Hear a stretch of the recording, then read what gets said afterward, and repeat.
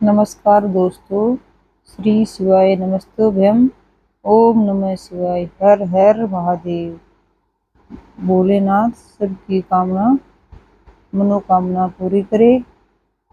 आज पढ़ेंगे श्रावण माह महात्म्य, तीसरा अध्याय। श्रावण माह में की जाने वाली भगवान शिव की लक्ष्य पूजा का वर्णन। तो शुरू करते हैं।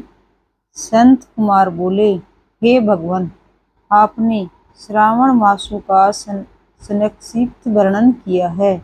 हे स्वामिन, इससे हमारी तृप्ति नहीं हो रही है, अतः आप कृपा करके विस्तार से वर्णन करें।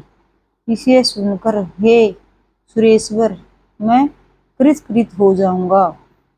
ईश्वर बोले, हे योगीश, जो बुद्धिमान नक्त व्रत के द्वारा श्रावण मास को व्यतीत करता है, वह 12 महीने में नक्त व्रत करने के फल का भागी होता है।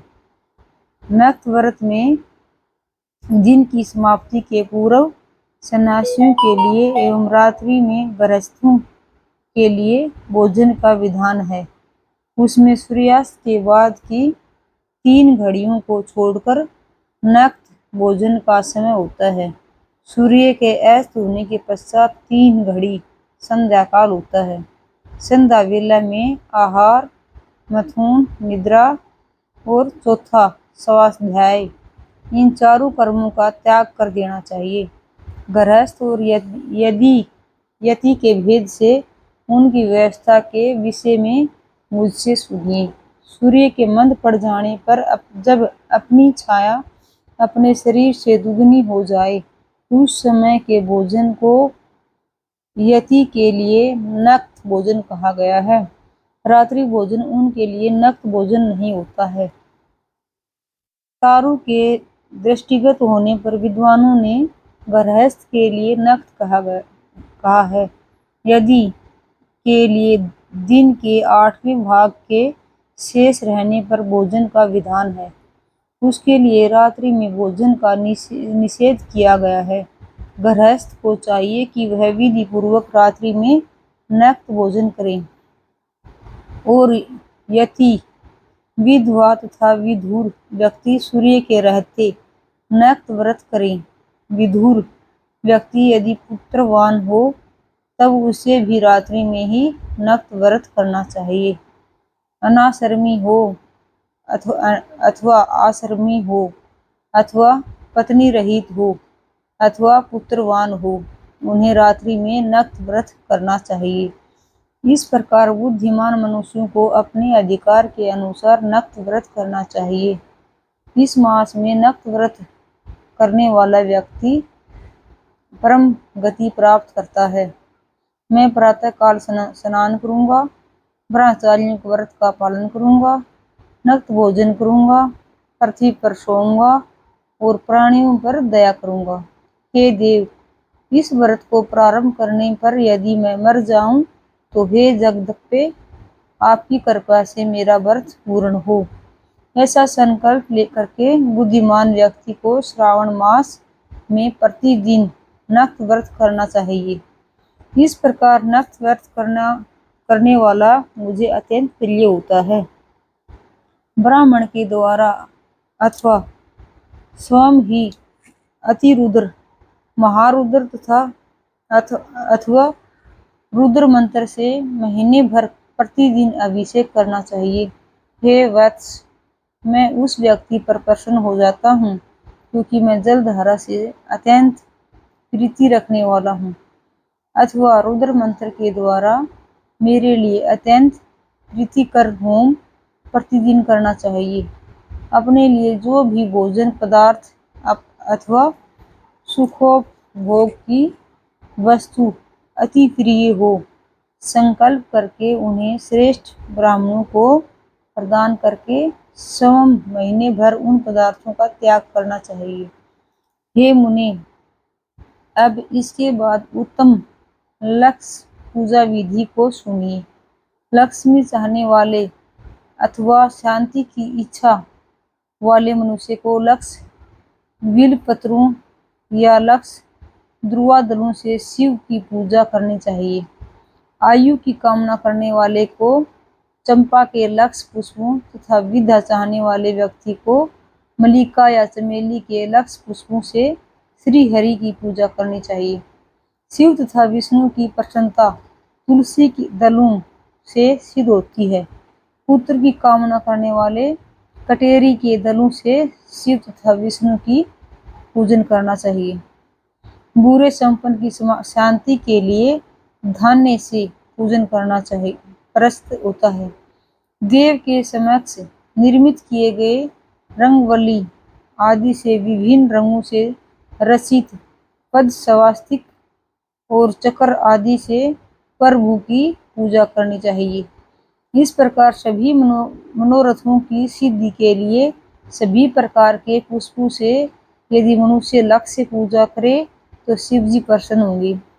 तत्पश्चात उद्यापन करना चाहिए, मंडप निर्माण करना चाहिए और मंडप के त्रिभाग परिमाण में वेदिका बनानी चाहिए।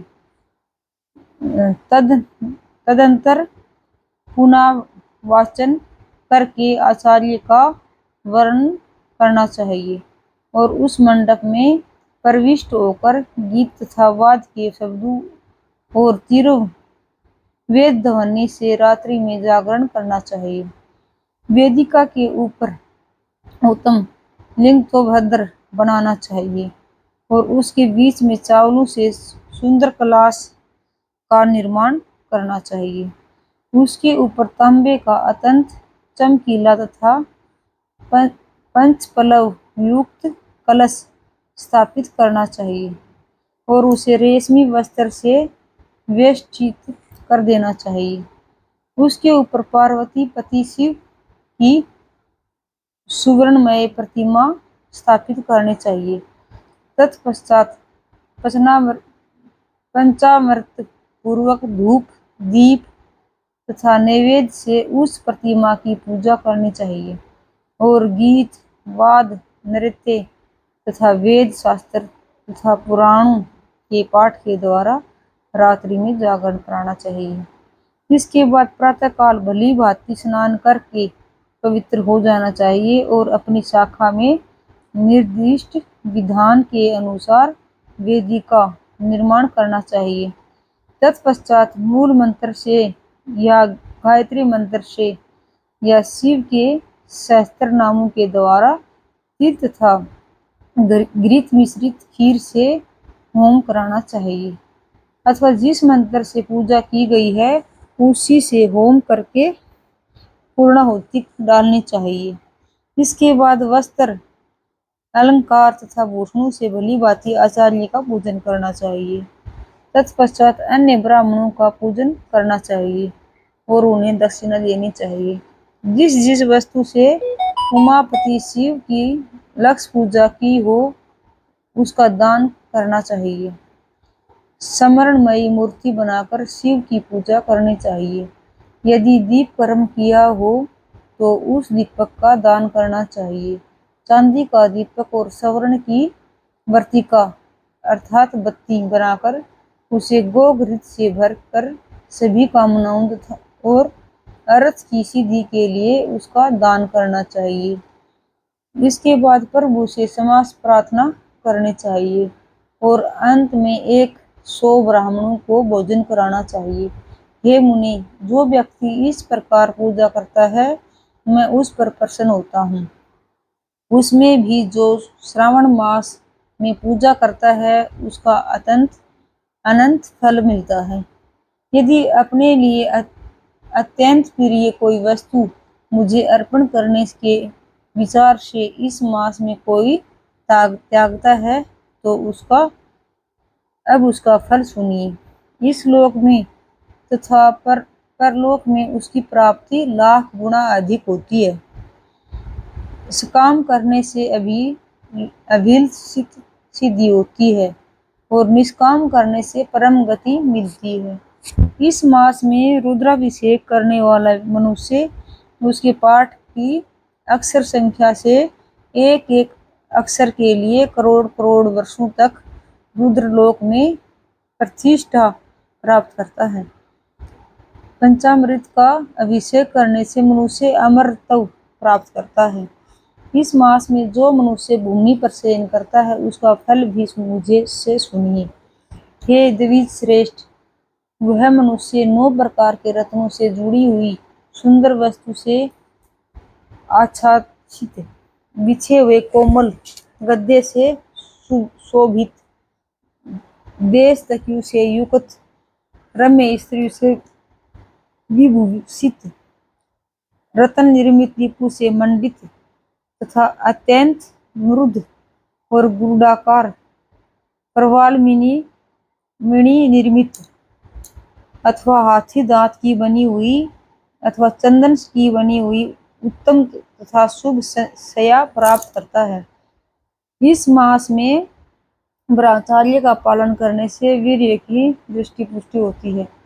ओस बल सृष्टि की दृष्टा और जो भी धर्म के विषय में उपकार होते हैं वह सब उसे प्राप्त हो जाता है। निष्काम ब्रह्मचार्य वृत्ति को साक्षात ब्रह्म प्राप्ति होती है और काम को सवर्ण तथा सुंदर देवांगनाओं की प्राप्ति होती है। इस मास में दिन रात अथवा केवल दिन में अथवा भोजन के समय मौन व्रत धारण करने वाला भी महान वक्ता हो जाता है। व्रत के अंत में घटा और पुस्तक का दान करना चाहिए। मौन व्रत के महात्म्य से मनुष्य सभी शास्त्रों में कुशल तथा वेद वेदांग में प्रांगत हो जाता है तथा बुद्धि में बृहस्पति के समान हो जाता है।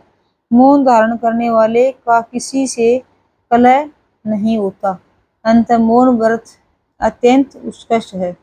इस प्रकार श्री स्कंद पुराण के अंतर्गत ईश्वर शांतन कुमार संवाद में श्रावण मास महात्म्य में नक्ष व्रत, लक्ष्य पूजा, भूमि शयन मौना, द्विज व्रत कथन नामक तीसरा अध्याय पूर्ण हुआ। ओम नमः शिवाय। हर हर महादेव। जय भोलेनाथ। भोलेनाथ सबकी मनोकामना पूरी करें। आज की इस वीडियो में इतना ही दोस्तों। अगर आपको ये वीडियो अच्छी लगी है तो वीडियो को लाइक करें और अपने दोस्तों में शेयर जरूर करें। ऐसी ही वीडियो पाने के लिए भक्ति आराधना चैनल को सब्सक्राइब करें। ओम नमः शिवाय। हर हर महादेव। जय भोलेनाथ।